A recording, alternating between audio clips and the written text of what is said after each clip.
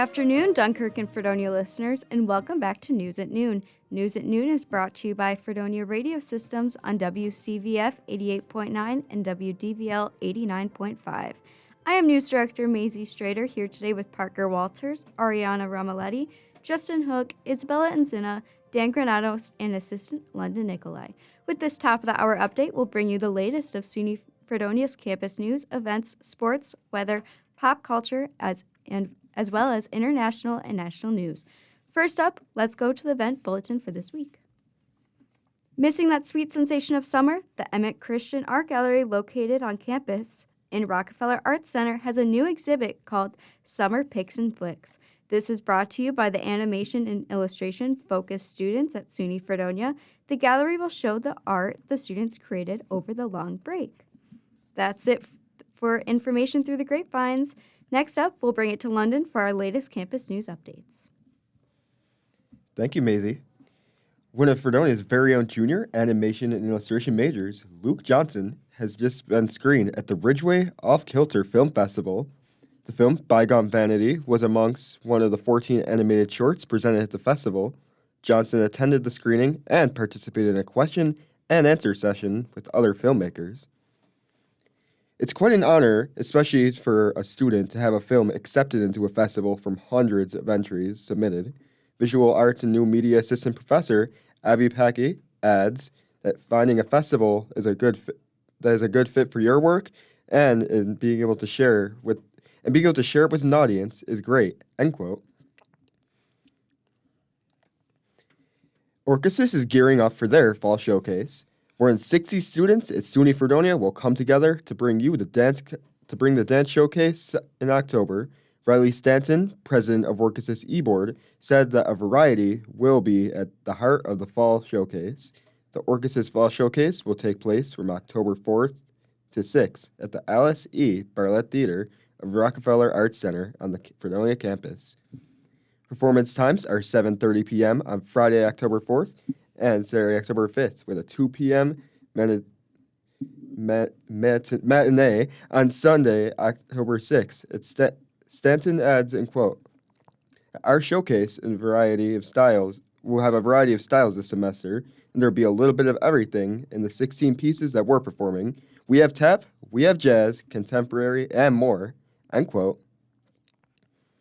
Sigma Kappa is asking students to join them for the 2024 Chautauqua County Walk for Alzheimer's. This event will be held at Point Garriott Park at Dunkirk at 11. Be sure to make it to this event because the walk will serve to raise awareness for the funds and research to combat the effects of Alzheimer's disease. Your participation in this event can make you a hero in every sense of the word. These are all your local campus news updates. Bring it back for local news. Thank you.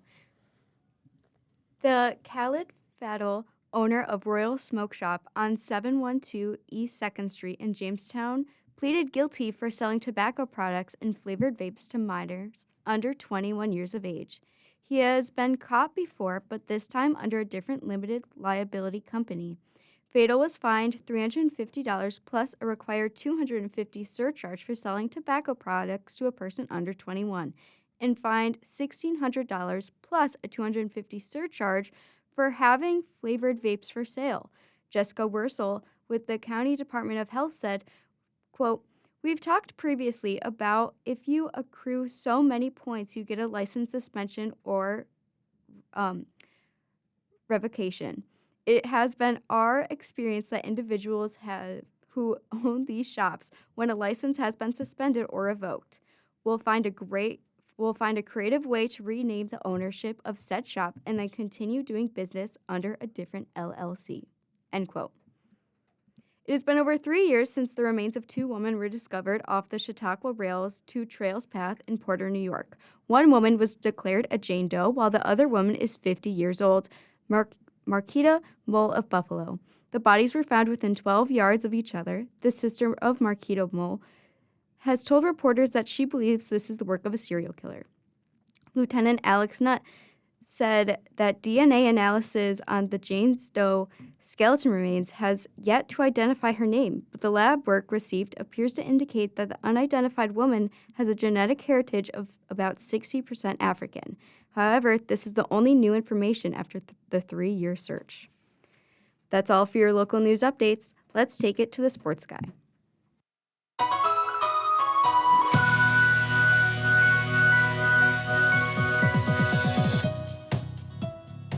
Fredonia soccer got off to a great start this weekend, starting on the road in SUNY Canton for the women's team.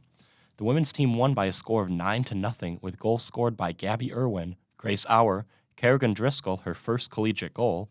Grace Mackey had 2 goals in the contest, and Bowen Madden scored a hat trick. Katie Sellers also added a goal.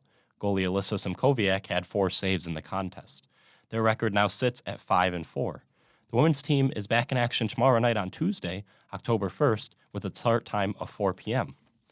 On the men's side of soccer, they also played SUNY Canton at home for Family and Friends Weekend, winning by a score of 7-0. Brian Taylor had 2 goals in the contest, increasing his SUNYAC lead of 11 goals. Kaido McGee, Freddie Butler, Carson Tahira, Kai Castelluccio, and Vinny DeBello also added goals in the contest. Thomas McDonald had 2 saves in net. Their record now sits at 6-4-2. In other sports, the tennis team was in action on Saturday, losing by a set score of 5-2, and the Family and Friends volleyball tournament for the women's volleyball team was very successful for the women's team of Fredonia, sweeping their matches 3-1 versus Penn State Barron and 3-0 versus Houghton University. In other Buffalo news, the Buffalo Sabres played the Red Bull Hockey Club in Munich, Germany on Friday in an exhibition game, winning that matchup by a score of 5-0. In NFL news, there are 2 NFL games tonight, kicking off at 7:30 with the Tennessee Titans at the Miami Dolphins, and at 8:15 the Seattle Seahawks at the Detroit Lions. In Buffalo Bills news, the Bills got dominated last night on Sunday Night Football by a score of 35-10 to the Baltimore Ravens. They are now no longer undefeated with a record of 3-1. Highlights for that game include Josh Allen 16 of 29 for 180 yards and no touchdowns. Leading rusher for the Bills was James Cook with 9 carries for 39 yards, and Khalil Shakir now has the NFL record for the most consecutive catches caught with 30. The leading rusher for the Baltimore Ravens was Derrick Henry. After the very first play for the Ravens went 1 play for 87 yards and a touchdown. That's it for your sports update. Now we'll send it over to Aryana for the weather. Now here is your Northern Chautauqua weather update brought to you by Fredonia Radio Systems.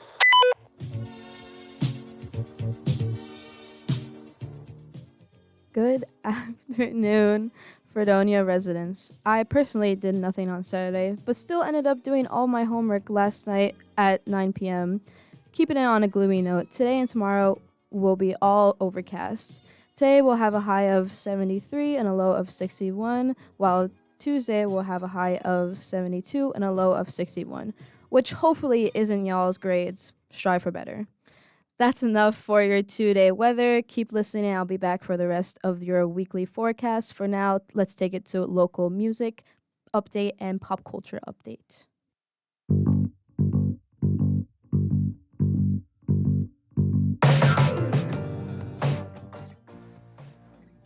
Welcome to the new segment on News at Noon, pop culture and local music updates.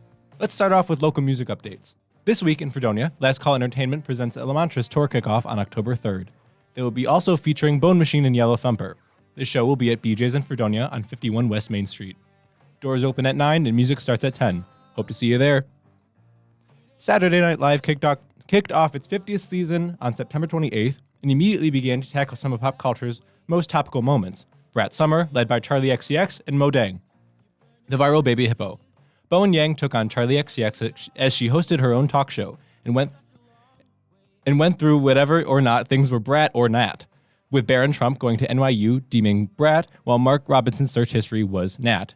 Yang also channeled Mo Dang during a weekly update segment, with his rant being a nod to pop artist Chapel Roan, calling out her fans this summer for, quote, harassment and predatory behavior and a recent controversy after canceling 2 shows due to overwhelming pressure, end quote.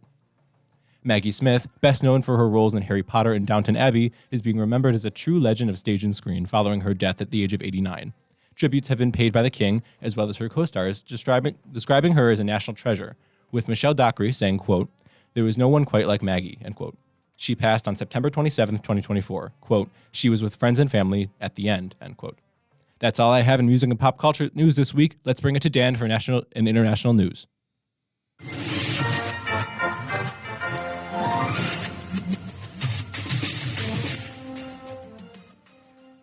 Thank you, Justin.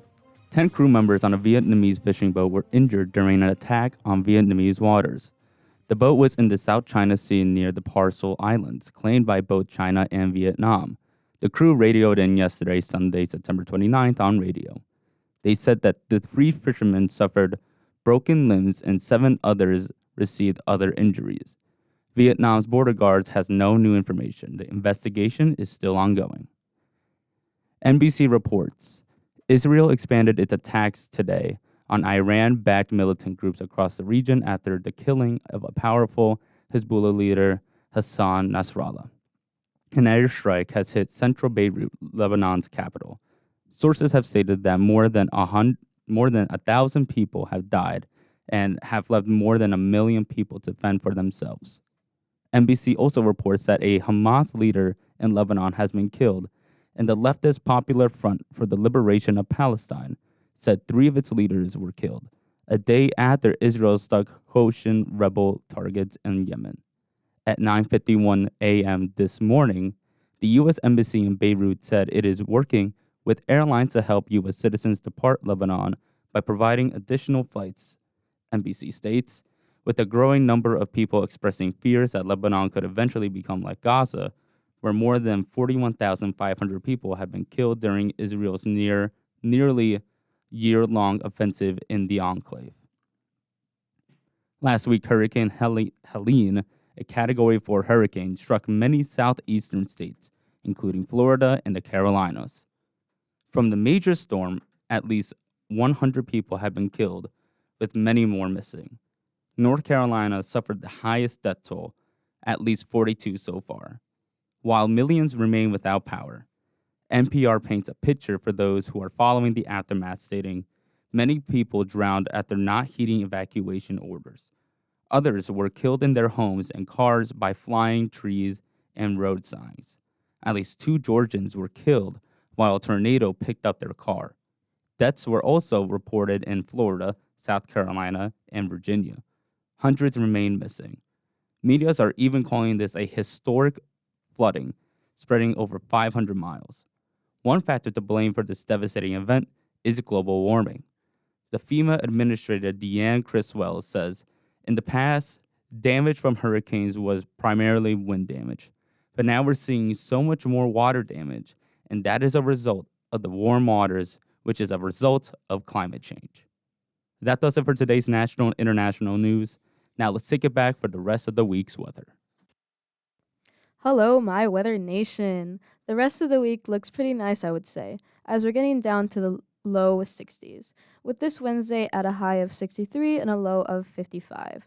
Thursday and Friday, we have a high of 69 and a low of 55. Now, to me, this is the perfect temperature to start putting out my light-up Halloween pumpkin, and I'm ready for the leaves to fall. But sadly, towards the end of the week, we're getting to back up to 69. That's it for the 5-day forecast. I'll see you next time, but now let's take it back to our host. That'll wrap it up for today's edition of News at Noon. Campus News is written and read by London Nickolai. Local news for this broadcast is prepared and read by Maisie Strader.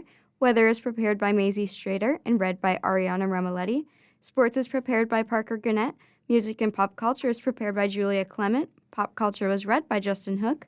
National and international news is read by Don Grandos. And finally, board operations are performed by Izzie and Inzinna. Thanks for tuning in to News at Noon. Join us every Monday, Wednesday at 12 p.m. on WCVF 88.9 and WDVL 89.5.